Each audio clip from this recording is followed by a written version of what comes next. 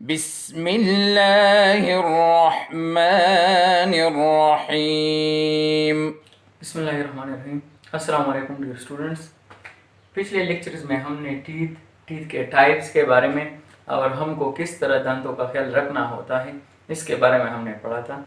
Teeth के बारे में हमने पढ़ा था कि जब बच्चा पैदा होता है तो उसके दांत नहीं होते, इसलिए वो सॉलिड फूड को चबा नहीं सकता, इसलिए वो दूध पीता है और जो दूसरे लिक्विड्स होते हैं उस पर फीड करता है।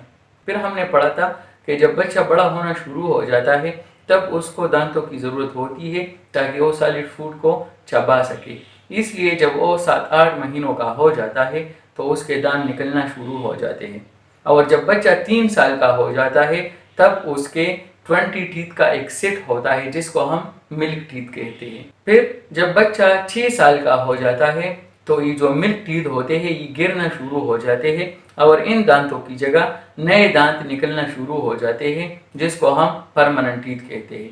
परमानेंट टीथ 32 टीथ का एक सेट होता है। उसके बाद हमने टीथ के टाइप्स के बारे में पढ़ा था कि टीथ के 4 टाइप्स होते हैं: incisors, canines, premolars and molars. Incisors के बारे में हमने पढ़ा था कि जो सामने वाले 4 दांत हैं इसको हम इंसाइजर्स कहते हैं। ये फ्लैट होते हैं और इन दांतों को हम फूड कटिंग और बाइटिंग के लिए इस्तेमाल करते हैं। कैनाइन्स के बारे में हमने पढ़ा था कि canines are located behind and adjacent to incisors और इन दांतों को हम फाड़ने के लिए इस्तेमाल करते हैं। प्रीमोलर्स के बारे में हमने पढ़ा था कि premolars are located behind and adjacent to canines और इन दांतों को हम फूड क्रशिंग के लिए इस्तेमाल करते हैं। मोलर्स के बारे में हमने पढ़ा था कि molars are present behind the second premolar और इन दांतों को हम फूड ग्राइंडिंग के लिए इस्तेमाल करते हैं।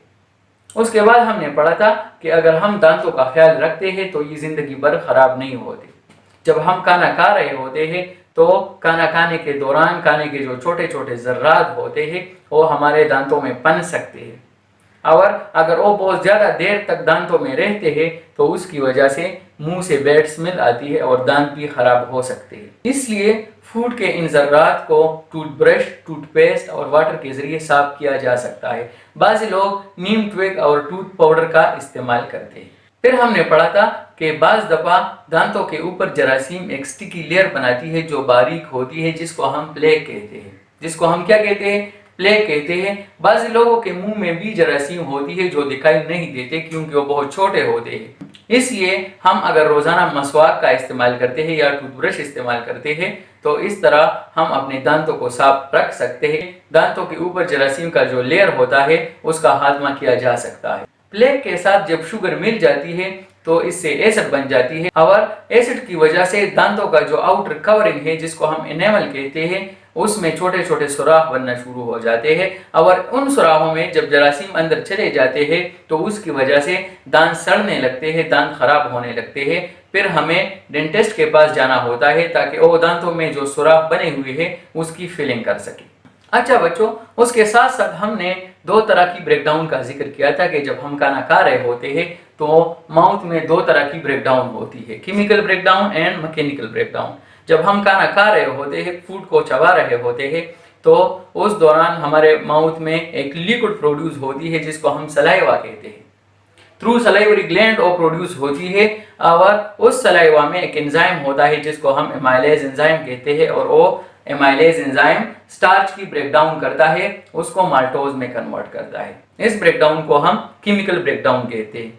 दांतों के जरिए हम जब फूड को ग्राइंड करते हैं तो ये मैकेनिकल ब्रेकडाउन है।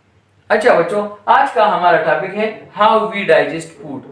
डाइजेशन के बारे में हमने पढ़ा था कि डाइजेशन वो प्रोसेस है जिसके जरिए लार्ज फूड मॉलिक्यूल की ब्रेकडाउन होती है इनटू स्मॉल फूड मॉलिक्यूल।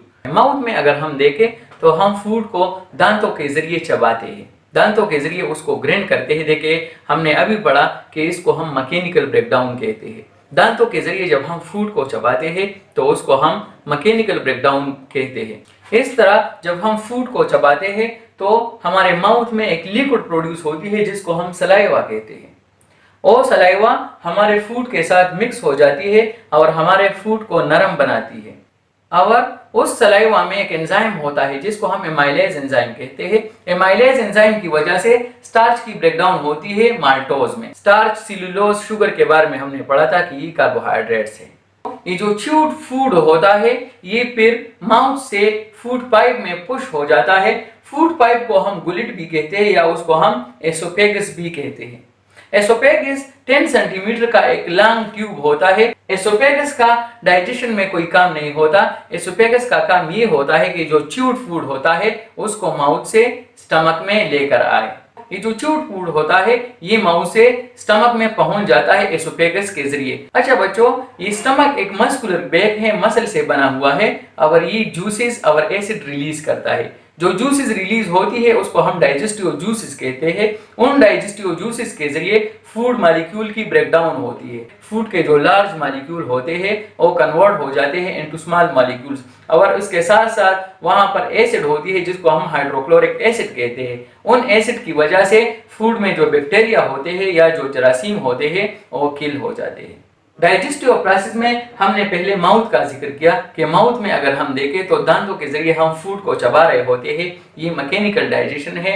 और उसके साथ साथ हमारे माउथ में एक लिक्विड प्रोड्यूस हो जाती है जिसको हम सलाइवा कहते हैं। थ्रू सलाइवरी ग्लैंड ये प्रोड्यूस हो जाती है और उस सलाइवा में एक एंजाइम होता है जिसको हम एमाइलेज एंजाइम कहते हैं।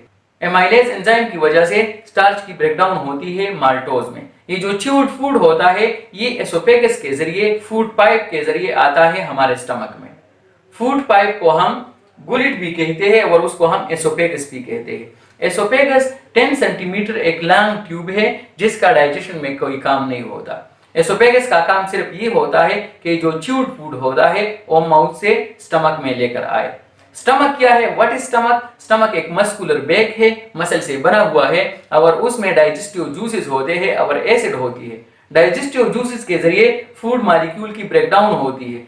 जो लार्ज फूड मॉलिक्यूल होते हैं वो कन्वर्ट हो जाते हैं इनटू स्मॉल फूड मॉलिक्यूल्स और वहां स्टमक में हमारे पास एसिड भी होते हैं जिसको हम HCl कहते हैं, हाइड्रोक्लोरिक एसिड होते हैं। उसकी वजह से हमारे फूड में जो बैक्टीरिया होती है या जो जरासीम होती है वो एसिड्स की वजह से किल हो जाती है। तो स्टमक से फूड स्मॉल इंटेस्टाइन की तरफ आ जाता है। स्मॉल इंटेस्टाइन 7 मीटर का एक लॉन्ग ट्यूब है और उसका जो डायमीटर है वो 3 सेंटीमीटर है। स्मॉल इंटेस्टाइन को अगर हम देखें तो उसमें हमारे पास 3 टाइप ऑफ एंजाइम होते हैं जो फूड मॉलिक्यूल की ब्रेकडाउन करता है और उसको स्मॉल मॉलिक्यूल्स में कन्वर्ट करता है। इस तरह अगर हम स्मॉल इंटेस्टाइन के वॉल्स को देखें तो उस पर फिंगर लाइक प्रोजेक्शन होती है जिसको हम विली कहते हैं। विली के जरिए स्मॉल इंटेस्टाइन का जो सरफेस एरिया होता है वो इंक्रीज हो जाता है। जो डाइजेस्टेड फूड होता है वो न्यूट्रिएंट्स के फॉर्म में ब्लड वेसल में शामिल हो जाता है और फिर ब्लड के जरिए हमारे बॉडी के हर एक सेल्स तक पहुंच जाता है जिससे हमारे बॉडी को एनर्जी मिलती है और उस एनर्जी को फिर हम अपने रोजमर्रा के कामों में इस्तेमाल करते हैं। फूड में बाजी चीजें ऐसे होती है जिसको हमारे बॉडी डाइजेस्ट नहीं कर सकती। जो अनडाइजेस्टेड फूड होता है वो लार्ज इंटेस्टाइन की तरफ आ जाता है। उन डाइजेस्टेड फूड को अगर हम देखें तो उसमें हमारे पास वाटर भी होती है और मिनरल साल्ट्स भी होती है। वहां उससे वाटर और मिनरल साल्ट्स एब्जॉर्ब हो जाती है और जो अनडाइजेस्टेड फूड होता है वो लार्ज इंटेस्टाइन के एक पार्ट में आ जाता है जिसको हम रेक्टम कहते हैं। रेक्टम में अनडाइजेस्टेड फूड फीसिस के फॉर्म में स्टोर हो जाता है और फिर फाइनली एनस के जरिए निकल जाता है बॉडी से।